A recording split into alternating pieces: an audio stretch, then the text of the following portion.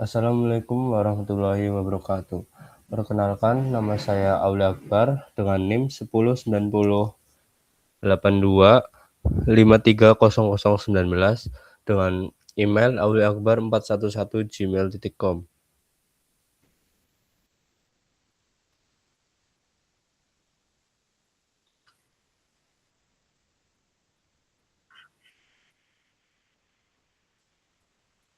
Di pertemuan kali ini saya akan membahas proyek akhir UAS analis data daun ganja dan kecubung. Dataset yang digunakan berisi 200 data pengamatan morfologi daun dari 3 jenis tanaman, yaitu daun ganja, kecubung, dan kecubung. Setiap pengamatan memiliki 3 variabel numerik utama, yaitu panjang daun, lebar daun, dan diagonal daun. Variabel diagonal daun diperoleh dari perhitungan matematis menggunakan panjang daun, sehingga secara teoritis memiliki hubungan lebar yang erat dan dua variabel tersebut. Analis data, simple linear regression. Seperti apa tampilan datanya? Data prediktor merupakan data independen yang digunakan untuk memprediksi variabel respon. Data respon merupakan data dependen, variabel terikat, dan polanya akan dimodelkan menggunakan regres.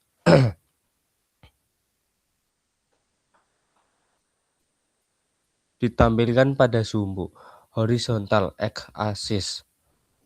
Dianggap sebagai penyebab atau faktor yang mempengaruhi.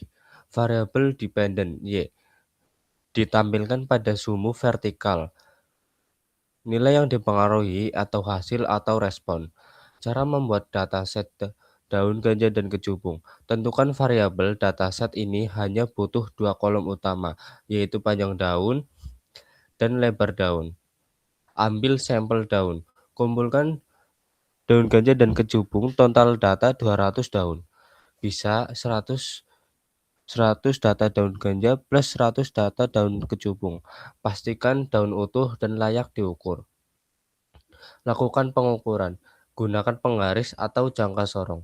Cara ukur panjang daun. Dari pangkal sampai ujung lebar daun, bagian terlebar daun, catat hasil dalam satuan cm atau cm. Catat ke tabel atau Excel atau spreadsheet. Ya, di sini saya sudah menampilkan di aplikasi R-nya, yaitu pada data pertama menunjukkan yaitu garis regresi data daun ganja dan kecubung. Ini juga codingan yang saya pakai di R, dan ini hasilnya. Ini hasil dari codingan yang saya inputkan pertama, dan ini outputnya. Dan ini output yang kedua yang di codingan yang kedua. Berdasarkan hasil analis regresi linear dan visualisasi data antara panjang daun dan lebar daun, pada dataset daun ganja dan kecubung dapat disimpulkan bahwa terdapat hubungan positif antara kedua variabel tersebut. Hal ini menunjukkan bahwa secara umum semakin panjang daun, maka lebar daun cenderung meningkat. Namun demikian, sebaran data yang cukup luas di sekitar garis regresi menunjukkan bahwa hubungan tersebut tidak kuat secara linear.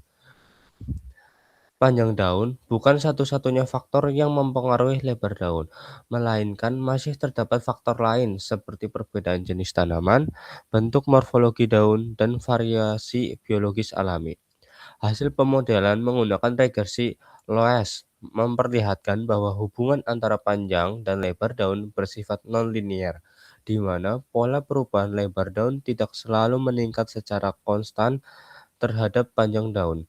Hal ini mengidentifikasi bahwa pendekatan non-linear lebih mampu menangkap pola alami pertumbuhan daun dibandingkan regresi linear sederhana. Dengan demikian, linear dapat digunakan untuk menggambarkan tren umum, tetapi untuk memahami pola hubungan yang lebih kompleks dan realitis pada data biologis, model nonlinear seperti loss lebih disarankan. Yang kedua, data load load data head dataset daun ganja dan kecubung nih.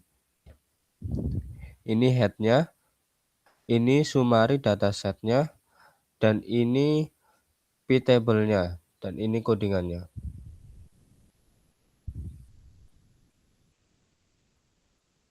Saya juga menyantumkan core-nya.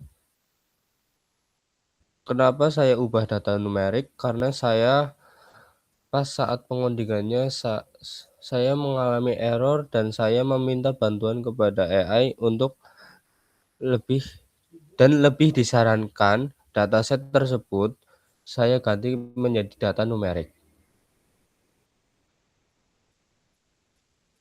Dan sudah saya ganti menjadi heat map. Sudah saya codingkan menjadi heat map correlation dan hasilnya seperti ini.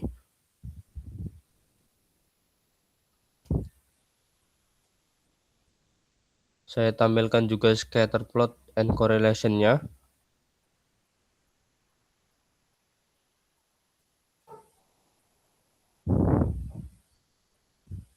Codingan eksplorasi data analis, histogram